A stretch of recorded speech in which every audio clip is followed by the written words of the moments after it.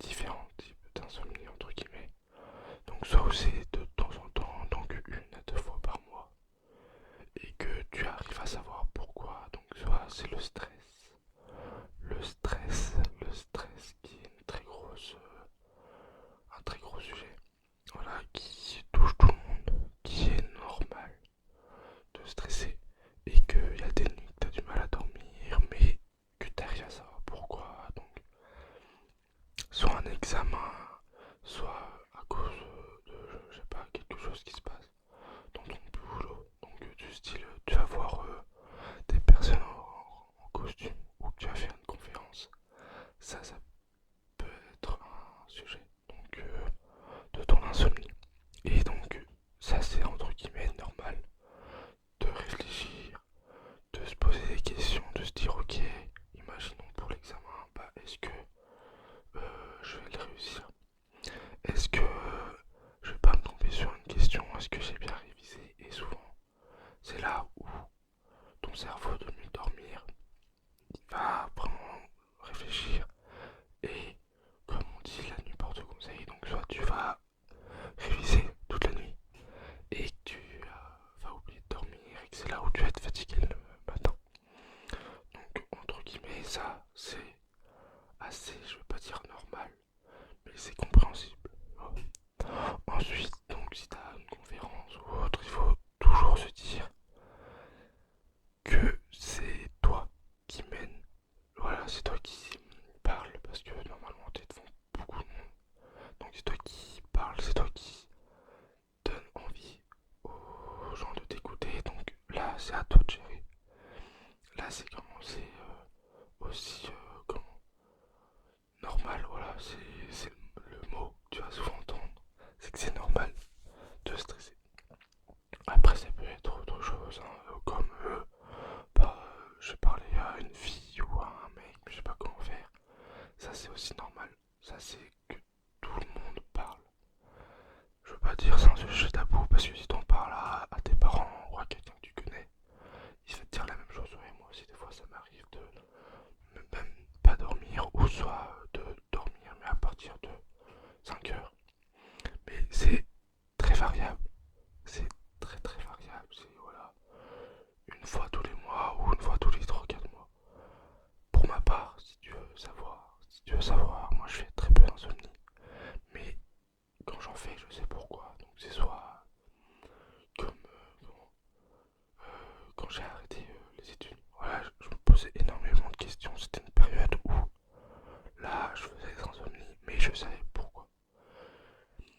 Ou aussi quand j'étais embauché, bah là c'était un autre type de stress, c'était plus de la joie. De me dire c'est bon, j'ai un job, c'est nickel. Là j'ai peu de CV à poser, je suis posé, je suis nickel. Ensuite il y a d'autres types d'insomnie où c'est plus personnel. Donc t'as subi quelque chose comme de l'harcèlement, comme une agression dans la rue, et ça tu le subis comme une injustice. Il faut savoir que cette vidéo, c'est pour toi. Voilà, pour ce cas-là, ça marche. Moi, ça me fait plaisir, vraiment. Si je peux t'aider à dormir un petit peu, c'est nickel. Mais il faut savoir que dans ce type-là, là, moi, je pourrais pas t'aider du tout. Je pourrais pas t'aider du tout, à part te donner le conseil qui va t'aider le plus. C'est d'en parler. En parler sur ces sujets-là, c'est très dur pour la victime. Désolé de dire ça, mais la personne qui a subi ce traumatisme, cette agression, ça peut être même très très haut hein, en termes de comment d'agression, ça peut être physique, sexuel et tout. Et ça c'est vraiment, pour ma part, je vais pas pouvoir t'aider, mais le conseil que je peux te dire, c'est d'en parler. Je reviens à ce que j'étais en train d'entamer. Donc, en parler, c'est le comment, c'est très très dur. Ça voilà, faut essayer de dire que si t'en parles, t'as fait une étape qui est très très importante. En parler à qui tu vas me dire, et bah, sur tes parents.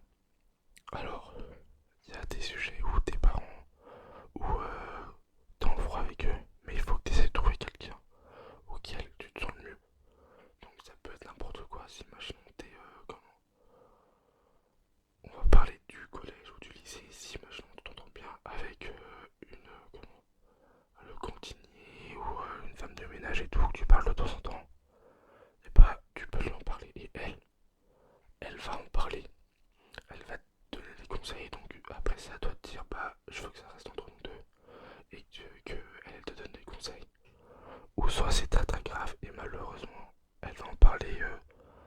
à la direction, tu vas être convoqué, c'est là où tu vas pouvoir en parler. Mais il faut savoir que quand tu vas le dire, il faut vraiment trouver la bonne personne.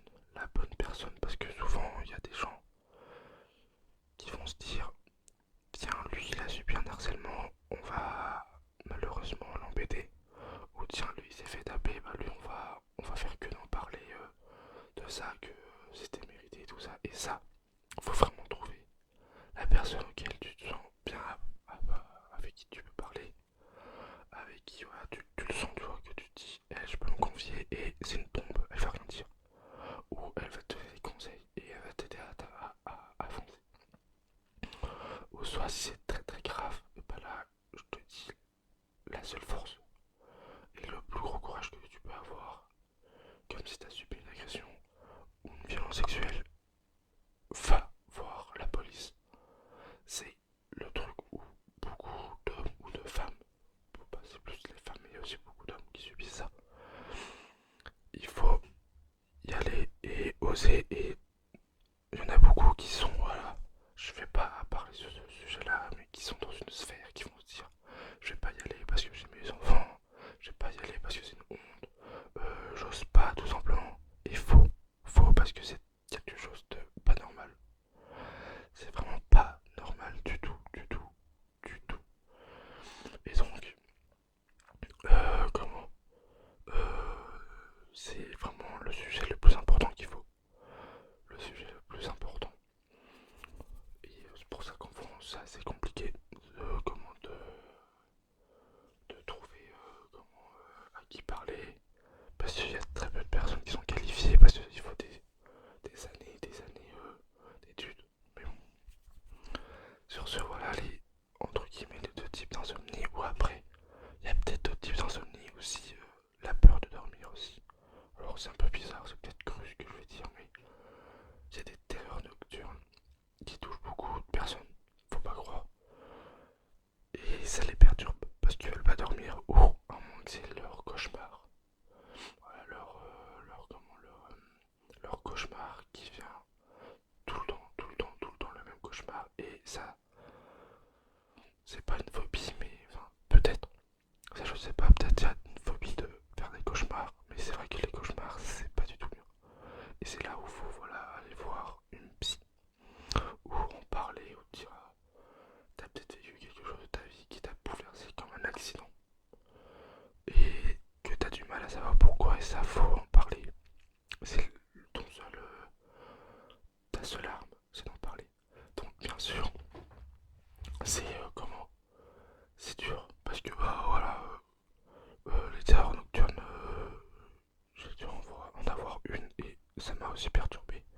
Et moi, je suis parti de l'avant, j'ai fait dors. Vraiment, moi je me suis dit comme ça, je me suis dit, essaye de dormir et regarde. Si tu vois que ça t'y arrive encore et encore, encore une fois, parle-en. Et souvent, ça est très très poussé la psychologie, parce que ça va être, soit tu vas en parler et tac, ça va être un mot auquel ta psy va se dire, il y a peut-être ça qui cloche. Je vois pas que c'est une psy qui doit te dire ça, mais il y a aussi l'hypnose. L'hypnose, c'est quelque chose qui fait aussi peur parce que t'es en étant inconscient, mais là, ça t'aide énormément.